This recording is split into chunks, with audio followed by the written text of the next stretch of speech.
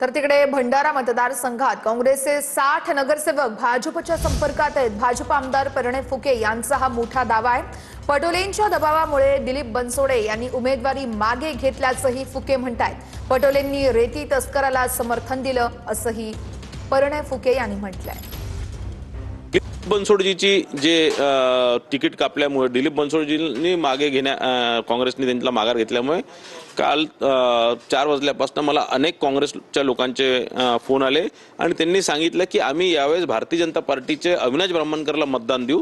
कुठेतरी ते काँग्रेस पक्षाच्या या ज्या दलित विरोधी नीतीचे त्यांना ते आवडलेले नाही, ते म्हणून कुठेतरी भाजपला मतदान देण्याचं सगळे इच्छुक आहेत। किती संपर्कात आहे काँग्रेसचे नगरसेवक तुमचे? मला असं वाटतं काँग्रेसचे मतदारच 118 आहेत आणि त्यापैकी 60 लोक 50 ते 60 लोक किमान यावेळेस भारतीय जनता पार्टीला मतदान देणार। कुठेही काँग्रेसचे अधिकृत उमेदवार दिलीप बनसोडजी यांच्यावर कोणत्याही प्रकारचा दबाव आणण्यात आला नाही।